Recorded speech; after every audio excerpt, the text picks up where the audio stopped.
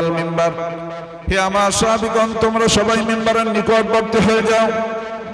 সাহাবী বলতেন ফাহাজারনা, নবীজির অর্ডার পাওয়ার সঙ্গে সঙ্গে আমরা সবাই মিম্বারের নিকটবর্তী হয়ে গেলাম, মিম্বারের কাছাকাছি হয়ে গেলাম, জড়ো হয়ে গেলাম। এরপরে নবীজি কি করলেন? মিম্বারের প্রথম ধাপে তিনি পা দিলেন। ফালাম্মা শাহিদাত দারাজাতাল উলা, নবীজি মিম্বারের প্রথম ধাপে পা দিলেন এবং তিনি বললেন আমিন। ফালাম্মা শাহিদাত দারাজাতাস সানিয়াতা, মিম্বারের দ্বিতীয় ধাপে পা দিলেন, নবীজি বললেন আমিন। ফালাম্মা শাহিদাত দারাজাতাস সালিসাতা, মিম্বারের তৃতীয় ধাপে নবীজি পা দিলেন আর বললেন আমিন। সচরাচর মিম্বারের কটা ধাপ হয় ভাই? কটা ধাপ? তিনটে ধাপ হয়। তো নবীজি মিম্বারের তিনটে ধাপে তিনবার পা দিলেন আর বললেন আমিন আমিন আমিন। আমিন শব্দের অর্থ কি গো ভাই? আমিন শব্দের অর্থ হলো হে আল্লাহ আপনি কবুল করুন। তো নবীজি মিম্বারের তিনটে ধাপে তিনবার পা দিলেন, কোনো দোয়া করলেন না, কোনো কথা বললেন না, কোনো বক্তব্য দিলেন না, কোনো মোনাজাত করলেন না, কেবলমাত্র তিনি তিনবার বললেন আমিন আমিন আমিন। হে আল্লাহ আপনি কবুল করুন কবুল করুন কবুল করুন। সাহাবীদের বুঝতে খুব অসুবিধা হয়ে গেল, কারণ নবীজি তো অন্য কোনো কথা বললেন না, শুধু কেন আমিন বললেন। এবার কি হলো? আল্লাহ নবী সাল্লাল্লাহু আলাইহি ওয়াসাল্লাম মিম্বারের তিনটি ধাপ থেকে নিচে অবতরণ করলেন। সাহাবীগণ বললেন ইয়া রাসূলুল্লাহ সাল্লাল্লাহু আলাইহি ওয়াসাল্লাম قد سمعنا منك اليوم شيئا ما كنا نسمعه قبل। হে আল্লাহর রাসূল, আজকে আমরা আপনাকে মিম্বারের তিনটি ধাপে তিনবার পা দিতে দেখলাম আর আপনাকে তিনবার আমিন বলতে শুনলাম। ইতিপূর্বে কোনোদিন তো আপনি এরকম করেননি। আপনি কোনো কথা বললেন না, কোনো বক্তব্য দিলেন না, কোনো মোনাজাত করলেন না, কিছুই করলেন না। তিনবার কেন আপনি আমিন আমিন বললেন? সাহাবীদের বুঝতে অসুবিধা হয়েছিল বলে তারা জিজ্ঞাসা করলেন। এখানে জানতে হবে যে সাহাবীরা তারা এত সাদাসিধে ছিলেন যে কোনো কারো কথা বুঝতে তাদের অসুবিধা হলে আদবের সঙ্গে জিজ্ঞাসা করতেন। আমরা হলে কি করি? যার কথা বুঝতে পারি না তাকে বলে আর সারা দুনিয়া, তাকে বাদে সারা দুনিয়াকে জিজ্ঞাসা করি। কথা ঠিক না ভুল? যার কথাটা বুঝতে পারি না তাকে বাদে আর সবাইকে জিজ্ঞাসা করবো যে হুজুর কি বললেন, কথাটা তো বোঝা গেল না। কিন্তু অন্যকে জিজ্ঞাসা করে কি নিজের প্রশ্নের সমাধান হবে? যার কথা বোঝা গেল না তাকে জিজ্ঞাসা করতে হবে, তবেই তো প্রশ্নের উত্তরটা পাওয়া যাবে। শেষমেশ কি হয়? আমাদের এই আলোচনাটা গীবত, পরনিন্দা, পরচর্চায় পরিণত হয়। কথা ঠিক না ভুল? সেই জন্য ম্যাটারটা যার তাকে জিজ্ঞাসা করা উচিত। আর গীবত কাজটা ভালো না মন্দ? গীবত আল গীবাতু আশাদ্দু মিনাজ জিনা। এই যে রমজান মাস চলে গেল, নবী পাক সাল্লাল্লাহু আলাইহি ওয়াসাল্লামের দুইজন সাহাবিয়া তারা রোজা রেখেছেন, মহিলা সাহাবী রোজা রেখেছেন। রোজা রেখে খুব কষ্ট হচ্ছে, এত কষ্ট হচ্ছে যে তাদের প্রাণ যেন বেরিয়ে যাবে। তো সাহাবীগণ নবী পাক সাল্লাল্লাহু আলাইহি ওয়াসাল্লামের কাছে আসলেন, এসে জিজ্ঞাসা করলেন ইয়া রাসূলুল্লাহ, দুইজন সাহাবিয়া তারা রোজা রেখে এত কষ্টের পতিত হয়েছে যে তাদের প্রাণ যেন বেরিয়ে যায়, এখন কি করণীয়? নবীজি কি করলেন? দুইজন সাহাবিয়ার কাছে দুটো বাটি পাঠালেন। কি করলেন? দুটো বাটি বা পেয়ালা পাঠিয়ে দিলেন আর বললেন তারা যেন দুজন ওই দুটো বাটিতে বমি করে। বমি করলো, বমি করার পরে দেখা গেল তাদের বমির সঙ্গে তাজা রক্ত আর গোশত বেরিয়েছে। তো সেই দুই মহিলা তারা আশ্চর্য হয়ে গেল। তারা বললেন ইয়া রাসূলুল্লাহ সাল্লাল্লাহু আলাইহি ওয়াসাল্লাম, আমরা তো কই আজকের দিনে কোনো গোশত খাইনি, তবে কেন আমাদের বমির সঙ্গে তাজা রক্ত আর গোশত বের হলো? নবী পাক সাল্লাল্লাহু আলাইহি ওয়াসাল্লাম বললেন দেখো, তোমরা হালাল খাবার খেয়ে রোজা রেখেছিলে, কিন্তু দিনের বেলায় টাইম পাসের উদ্দেশ্যে দুজনে বসে গল্প করতে করতে এক পর্যায়ে তোমরা গীবত, পরনিন্দা, পরচর্চায় পৌঁছে গিয়েছিলে। আর গীবত, পরনিন্দা, পরচর্চা করলে কি হয়? মরা ভাইয়ের গোশত খাওয়া হয়। জানেন তো নাকি ভাই? গীবত করলে কি হয়? মরা ভাইয়ের গোশত খাওয়া হয়। কথাটা কার? আমার কথা নয়, আল্লাহ তাআলা খুব কোরআনে কারীমের ভিতরে বলেছেন। আল্লাহ রাব্বুল আলামিন কোরআনে কারীমের ভিতরে বলেন লা ইয়াগতাব বাযুকুম بعضا أيحب أحدكم أن يأكل لحم أخيه ميتا فكرهتموه واتقوا الله আল্লাহ রাব্বুল আলামিন বলেন তোমরা একে অপরের গীবত করবে না, নিন্দা মন্দ করবে না। তোমরা কি পছন্দ করো তোমরা তোমাদের মৃত ভাইয়ের গোশত খাবে? আল্লাহ তাআলা বলছেন তোমরা তো তোমাদের মরা ভাইয়ের গোশত খেতে অপছন্দ করো, তবে কেন তোমরা গীবতের মাধ্যমে তোমরা তোমাদের মরা ভাইয়ের গোশত খেয়ে থাকো। ফাকারিহতুমু, এটাকে তো তোমরা অপছন্দ করো যে মরা ভাইয়ের গোশত খাবে, তাহলে গীবতের মাধ্যমে কেন তোমরা তোমাদের মরা ভাইয়ের গোশত খাও? তাহলে গীবত করলে কি হয়? মরা ভাইয়ের গোশত খাওয়া হয়।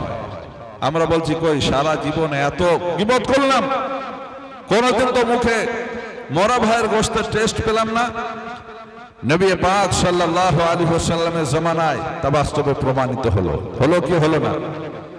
তাহলে রোজার মাস অত্যন্ত সংযত হয়ে চলতে হয়, হয় না? তো আমি যেটা বলছিলাম সেখানে আমরা ফিরে চলে যাই।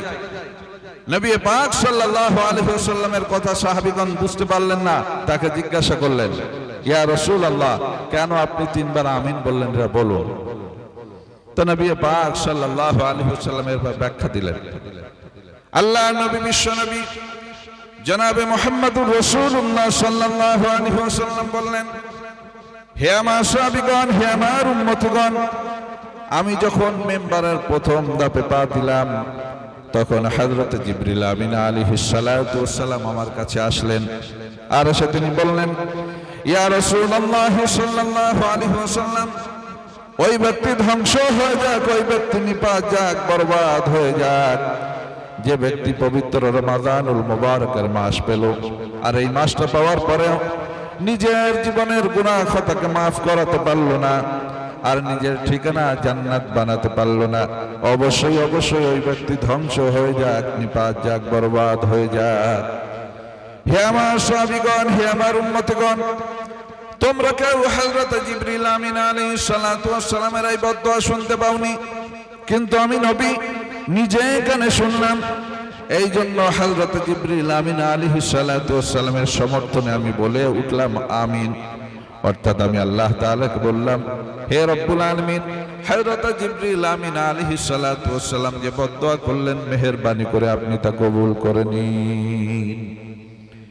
এরপরে যখন আমি মিম্বারের দ্বিতীয় ধাপে পা দিলাম, হযরত জিবরিল আমিন আলাইহিস সালাতু ওয়াস সালাম বললেন, ইয়া রাসূলুল্লাহ সাল্লাল্লাহু আলাইহি ওয়াসাল্লাম, ওই ব্যক্তি ধ্বংস হয়ে যাক, নিপাত যাক, বরবাদ হয়ে যাক যে ব্যক্তির সামনে আপনার নাম উচ্চারণ করা হলো, মুহাম্মদ নাম উচ্চারণ করা হলো, অথচ সে ব্যক্তি আপনার নাম শোনার পরে সাল্লাল্লাহু আলাইহি ওয়াসাল্লাম ইত্যাদি বলল না, অর্থাৎ আপনার উপরে দরুদ পাঠ করল না, অবশ্যই অবশ্যই সেই ব্যক্তি ধ্বংস হয়ে যায়।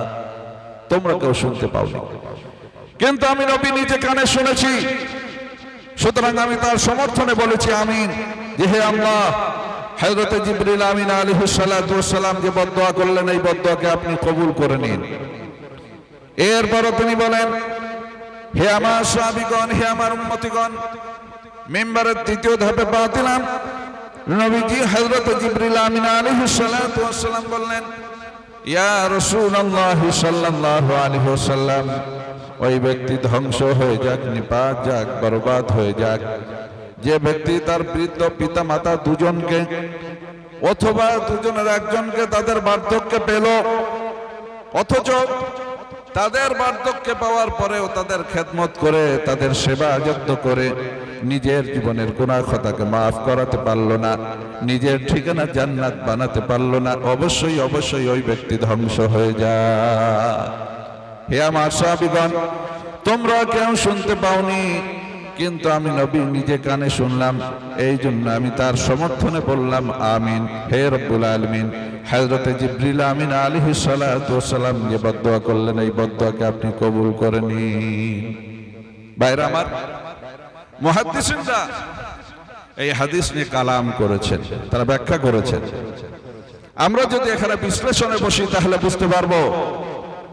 প্রথম নম্বর কথা হলো এই, বদদোয়া করেছেন, কিন্তু যেমন তেমন ফেরেশতা নন। ফেরেশতার সংখ্যা তো অনেক, তাই না? ফেরেশতা হলেন অসংখ্য, যার সংখ্যায় আনা যায় না। কিন্তু সমস্ত ফেরেশতাদের ভিতরে যিনি সরদার, সৈয়দুল মালাইকা, ফেরেশতাদের সরদার, তিনি কে? তিনি হলেন হযরত জিবরিল আমিন আলাইহিস সালাতু ওয়াস সালাম। বদদোয়া তিনি করলেন, তিনি কিন্তু যেমন তেমন ফেরেশতা নন। ফেরেশতাদের যিনি সরদার, তিনি বদদোয়া করছেন। আর এই বদদোয়াতে আমিন বলছেন কে? সৈয়দুল আম্বিয়া মুহাম্মদুর রাসূলুল্লাহ সাল্লাল্লাহু আলাইহি ওয়াসাল্লাম, সমস্ত নবীদের যিনি সরদার, ইমামুল আম্বিয়া, সমস্ত নবীদের যিনি ইমাম। শবে মেরাজে বাইতুল মাকদিস মসজিদে নবী পাক সাল্লাল্লাহু আলাইহি ওয়াসাল্লাম সমস্ত নবীদের ইমামতি করেছিলেন কি করেননি? শবে মেরাজে। সুতরাং তিনি হলেন ইমামুল আম্বিয়া, সমস্ত নবীদের ইমাম। তো তিনি বলছেন আমিন। তাহলে বদদোয়া করলেন ফেরেশতাদের যিনি সরদার, আর বদদোয়াতে আমিন বলছেন নবীদের যিনি সরদার। তাহলে এই বদদোয়া কি কবুল হওয়ার ব্যাপারে কারো কোনো সন্দেহ আছে? এই বদদোয়া কবুল হওয়ার ব্যাপারে কারো কোনো সন্দেহ নেই, 100% কবুল। সুতরাং আমাদের একটু হিসাব করে চলতে হবে, হবে কিনা। পবিত্র মাহে রমাদান এই সদ্য বিদায় হয়ে গেল। আমরা কে কতটা ক্ষমা চেয়ে নিতে পেরেছি আমাদের মন জানে, তাই না? তবে আর 11টা মাস এই যে সামনে রয়েছে, পবিত্র মাহে রমাদানে যে কোয়ালিটি আমরা পেয়েছি, সেই কোয়ালিটিকে ধরে রাখতে হবে।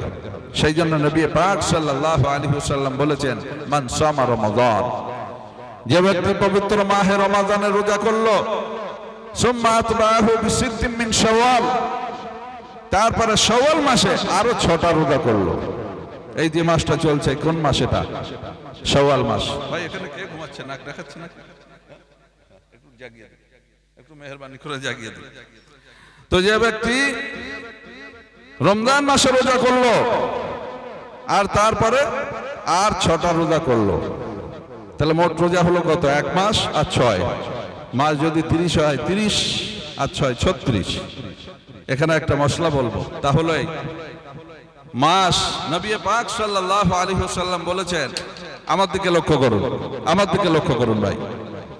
নবী পাক সাল্লাল্লাহু আলাইহি ওয়াসাল্লাম বলেছেন, আরবি মাসের তারিখ যখন 29 হবে, তখন তোমরা চাঁদ দেখার চেষ্টা করো। কে বলেছেন? নবীজি। চাঁদ দেখো, চাঁদ যদি হয়ে যায়, দেখতে পাও, তাহলে মাস 29-এ। আর যদি না হয়, চাঁদ না দেখতে পাও, তাহলে 30-এ মাস পূরণ করো। মাস 29-এ আবার 30-এ। অনেক সময় পবিত্র রমজানুল মুবারকের মাস 29-এ হলে আমরা অনেকে কমেন্ট করি, কি বলি? যে এবার একটা রোজা কম হলো। কথা ঠিক কিনা ভুল? বলি কি বলি না? অনেকে একটা রোজা কম হলো, এই কথা বলবার অধিকার আমাদের কারো নেই। কারণ আল্লাহ তাআলা তিনি কি 30টা রোজা রাখতে বলেছেন, না 1 মাস রোজা করতে বলেছেন? 1 মাস। তো মাস 29-এও হয়, 30-এও হয়। সুতরাং 29-এর ক্ষেত্রে এই মন্তব্য করবার আমাদের অধিকার নেই যে এবার একটা রোজা কম হয়ে গেল। এই মন্তব্য করার অধিকার আমাদের নেই, কারণ 29-এ ওটা মাস। কারণ আল্লাহ তাআলা রোজা রাখতে বলেছেন 1 মাস, 30টা বলেন। মাস 29-এও হয়, 30-এও হয়। তাহলে 30-এ যদি ধরি, তাহলে 30 আর 6 36। তো নবীজি বললেন, কানা কাসাউমিদ দাহরি কুল্লিহি ওয়া ইনসামাহু। তো এই লোকটা এমন হলো যেমন নাকি সে সারা বছর ধরে রোজা করলো। বলুন সুবহানাল্লাহ। আরবি বৎসর হয় 360 দিনে। কদিনে? 360 দিন। তো 36টা রোজা রেখে 360 দিনের মর্যাদা পেয়ে গেল। হ্যাঁ, এটা কোন ফর্মুলায় পেল? কোরআনে কারীমের ভিতরে রয়েছে, মান জাআ বিল হাসানাতি ফালাহু আশরু আমসালিহা। যে ব্যক্তি একটা নেকির কাজ করলো, সে যেন 10টার সমতুল্য নেকি করলো। কটার? 10টার।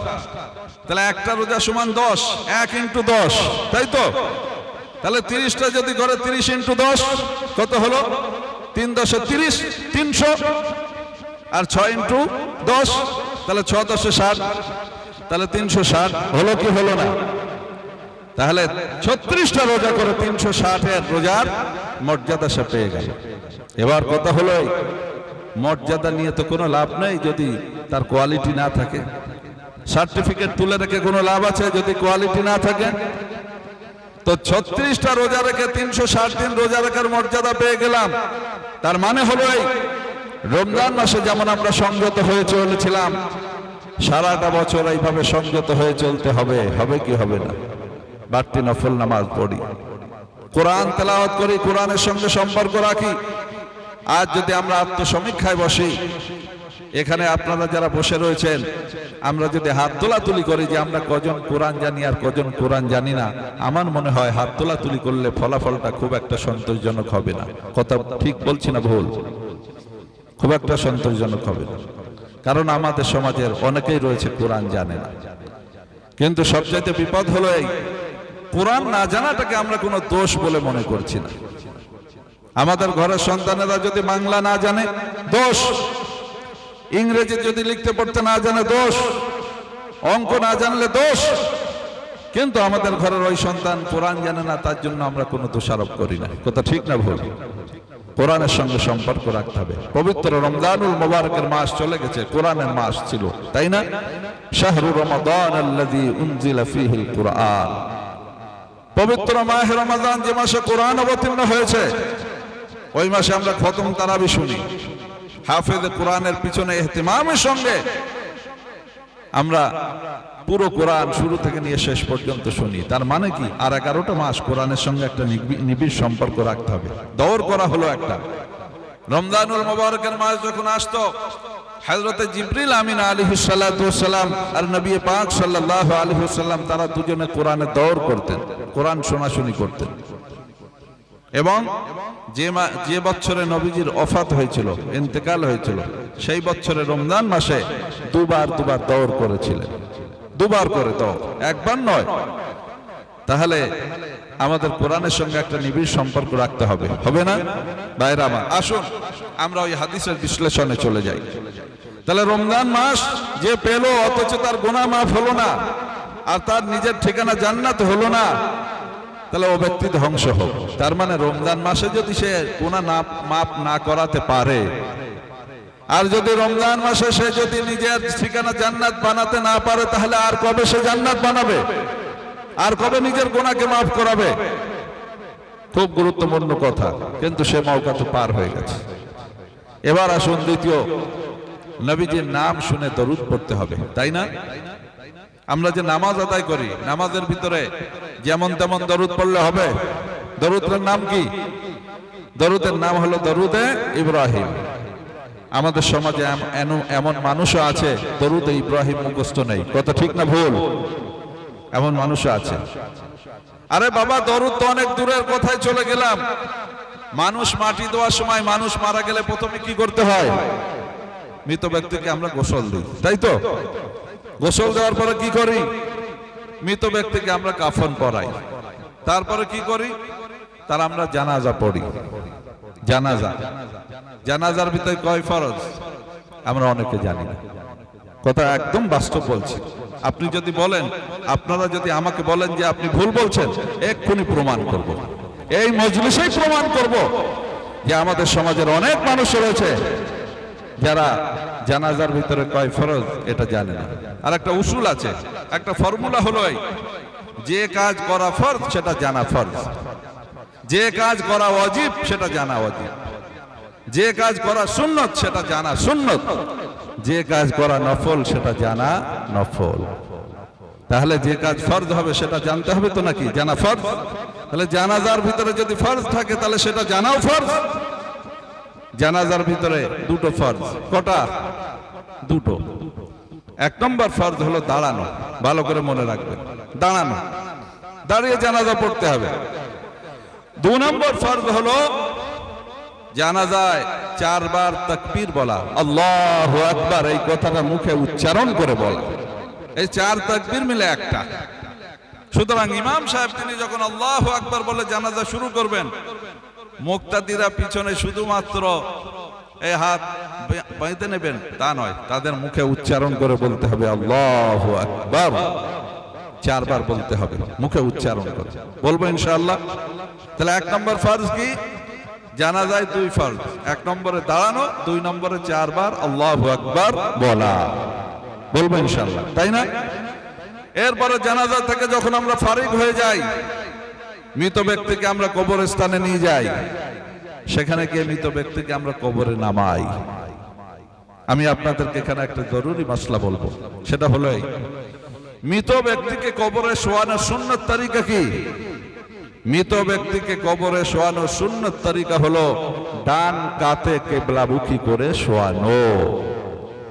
অনেক জায়গায় দেখা যায় যে মৃত ব্যক্তিকে চিৎ করে শুইয়ে কেবলমাত্র মুখটা কিবলামুখী করে দেয়। কথা ঠিক বলছে না ভুল? আপনাদের এখানে কোন নিয়ম অ্যাপ্লাই করা হয়? চিৎ করে শুইয়ে মুখটাকে কিবলামুখী করা, এটা সুন্নত তরিকা নয়। সুন্নতের সঙ্গে এই তরিকার কোনো সম্পর্ক নেই, কারণ বুকটাই হলো মেন ফ্যাক্টর। বুকটা কি মেন ফ্যাক্টর? কিরকম? কেউ যদি নামাজে দাঁড়িয়ে এদিক ওদিকে তাকায় 1 বার, নামাজ কিন্তু তার হয়ে যাবে, নামাজ হয়ে যাবে। কিন্তু কেউ যদি নামাজের ভিতরে দাঁড়িয়ে এই সিনাটাকে, বুকটাকে কিবলা থেকে 1 বার হটিয়ে নেয়, তার নামাজ হবে না। তাহলে মূল ব্যাপার হলো কি? সিনা। তো যখন আমরা কবরে মৃত ব্যক্তিকে শোয়াচ্ছি, বুকটাকে আসমানের দিকে করে দিচ্ছি, তাই তো নাকি? ওই বুকটাকে কিবলামুখী করতে হবে। একটা জীবিত লোক যেভাবে ডান কাতে শোয়া সুন্নত, মৃত ব্যক্তিকেও কবরের ভিতরে ওইভাবে ডান কাতে শোয়াতে হবে। কথা বোঝা গেল কি গেল না? এবার একটা প্রশ্ন আসবে, কিন্তু মৃত ব্যক্তিকে, জীবিত ব্যক্তি নিজের সুবিধা মতো ডান কাতে শুতে পারে। ভাই আমার কথা শুনুন, জীবিত ব্যক্তি তার নিজের সুবিধা মতো ডান কাতে শোয়, শোয় কি শোয় না? কিন্তু মৃত ব্যক্তিকে কি ওইভাবে শোয়ানো সম্ভব? তাকে যদি এইভাবে ডান কাতে দেওয়া হয় তো পড়ে যাবে, যাবে কি যাবে না? তাহলে ইসলামী শরিয়াতের নিয়ম বলেছে, ফতোয়ার কিতাবের ভিতরে 3টে পদ্ধতি লেখা হয়েছে। একটা পদ্ধতি হলো এই, মৃত ব্যক্তির পিঠের দিকে কিছু ঢিলা ইত্যাদি দিয়ে মৃত ব্যক্তিকে কাত করতে হবে। 2 নম্বর পদ্ধতি হলো কবরের পূব দিকের যে দেয়াল, দেয়ালে ঘেঁষিয়ে শোয়াতে হবে।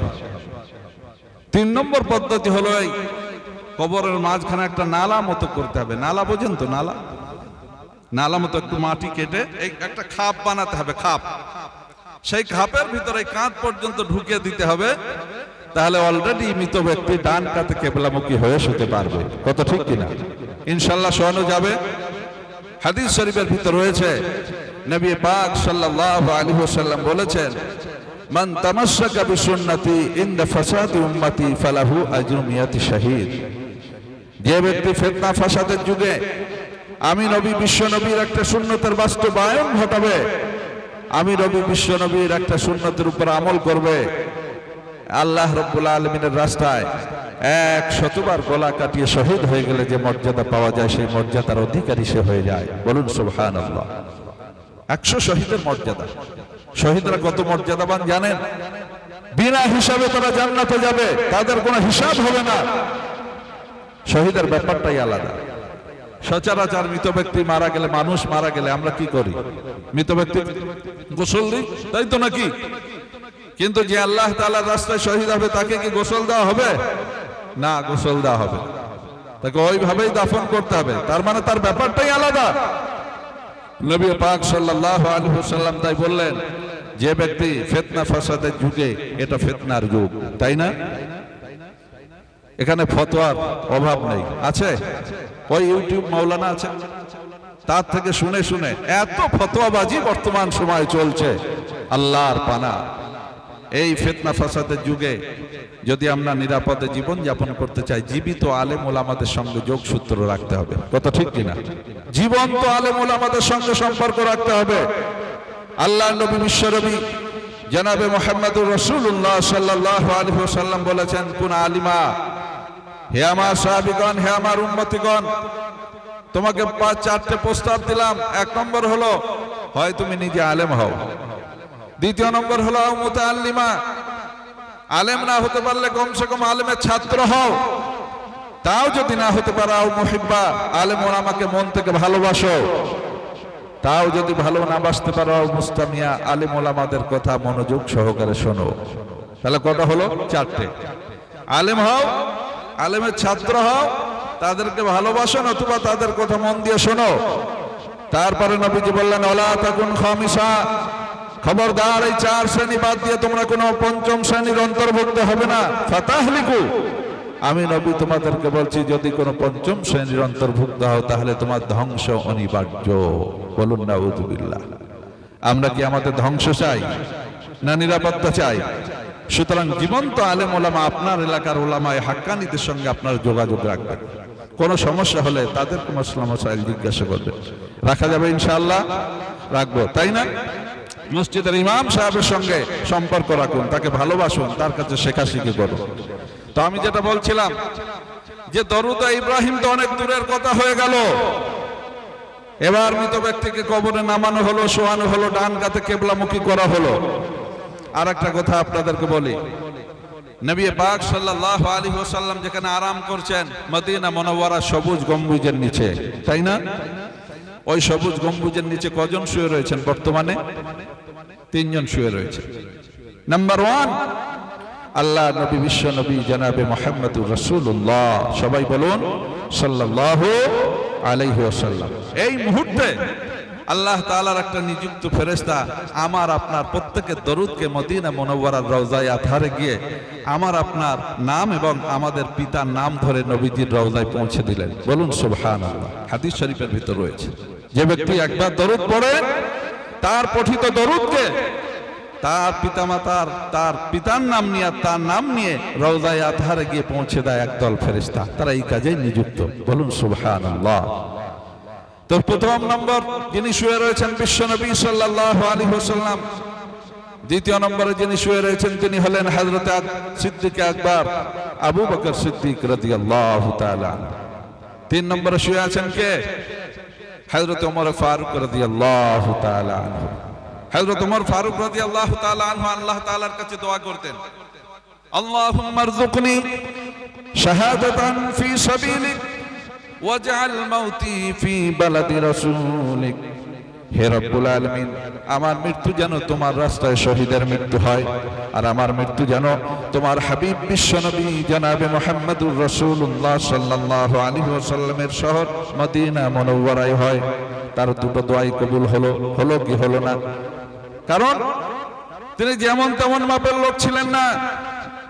নবী পাক সাল্লাল্লাহু আলাইহি ওয়াসাল্লামের গর্দান ওড়ানোর জন্য তিনি বেরিয়েছিলেন, কিন্তু আল্লাহ তাআলার কি মর্জি, আল্লাহ তাআলা তাকে এত পোক্তা ঈমানওয়ালা বানালেন।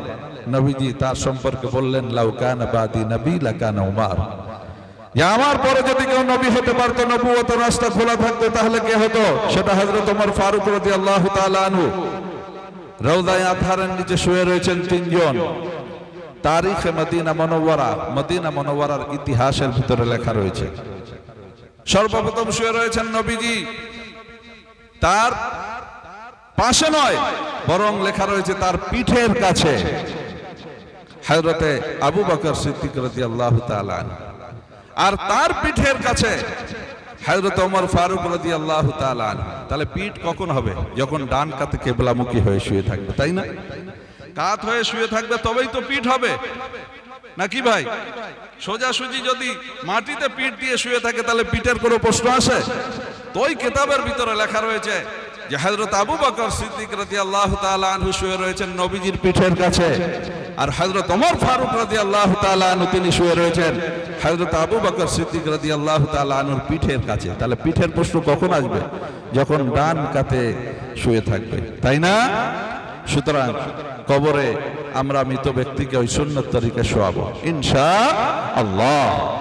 এবার আসুন, মৃত ব্যক্তিকে যখন শোয়ানো হয় কবরে, এবার আমরা উপর থেকে বাঁশ ইত্যাদি চাপিয়ে এবার মাটি দিই কি না? মাটি দেওয়ার সময় কি বলি? 3 বার মাটি দিই। মাটি দেওয়ার সুন্নত তরিকা হলো 2 হাত ভরে মাটি নিতে হবে। 2 হাত ভরে, ওই এইটুকু নয়, বরং 2 হাত ভরে মাটি নিতে হবে। আমাদের যত তাড়া কবরস্থানে গিয়ে, কত ঠিক না ভুল? কবরস্থানে গিয়ে যত তাড়া, আর ওখানে গিয়ে যত ফতোয়া, ওখানে আমরা কেউ মুখ বন্ধ করি না, সবাই কথা বলে, সবাই কথা বলে, কিন্তু ওই জায়গাটায় মৌনতা অবলম্বন করে খুব আদবের সঙ্গে মাটি দেওয়ার দরকার ছিল, তাই না? তো ওইখানে কি আমরা 2 হাত ভরে সর্বপ্রথমে মাটি নিয়ে মাথার দিকটাতে দিতে হবে। কোথায়? মাথার দিকে দিতে হবে। প্রথমবার মাটি দেওয়ার সময় বলতে হবে আত-তারগীব আত-তারহিব গ্রন্থ রয়েছে। আল্লাহ নবী বিশ্ব নবী সাল্লাল্লাহু আলাইহি ওয়াসাল্লাম বলতেন মিনহা খলাকনাকুম। এই কথাটা বলে নবীজি প্রথমবারে 2 হাত ভরে মাথার দিকে মাটি দিতে বলেছেন। এরপরে রয়েছে অফিহা নুঈদুকুম, 2 হাত ভরে মাটি নিয়ে মাঝ বরাবর মাটি দিতে হবে। তারপরে 2 হাত ভরে মাটি নিয়ে বলতে হবে অমিনহা নুখরিজুকুম তারাতান উখরা। এই যে কথাগুলো বলে আমরা মাটি দিলাম, এটা কিন্তু কোরআনে আছে, আছে না নেই? এর অর্থটা কি? আল্লাহ রাব্বুল আলামিন কোরআনে কারীমের ভিতরে বলেন মিনহা খলাকনাকুম, বান্দা আমি তোমাকে এই মাটি থেকেই তৈরি করেছিলাম। অফিহা নুঈদুকুম, আবার তোমার মৃত্যুর মাধ্যমে বান্দা তোমাকে আমি সেই মাটির ভিতরেই রেখে দিলাম। ওমিনহা নুখরিজুকুম তারাতান উখরা, আবার বান্দা পুনরায় তোমাকে এই মাটি থেকে আমি রব্বুল আলামিন তুলবো। এই বলে মাটি দেওয়া, তাই কিনা? কিন্তু দুঃখের কথা হলো আমাদের সমাজের এখনো বহু মানুষ রয়েছে যে ইমাম সাহেবকে কবরস্থানে গিয়েও ওই মাটি দেওয়ার দোয়া আবার বলে দিতে হয়। কথা ঠিক বলছি না? বহু হুজুর বলুন, জোরে জোরে বলুন। তো হুজুর জোরে জোরে বলতেই থাকে। অনেক সময় শোনা গেছে যে হুজুর এটা বলে দেননি বলে জোরে জোরে হুজুরের চাকরি চলে গেছে, ইমাম সাহেবের ইমামতি চলে গেছে। যে আপনি কেন বলে দিলেন না জোরে জোরে? আমি আপনাদেরকে দায়িত্ব সহ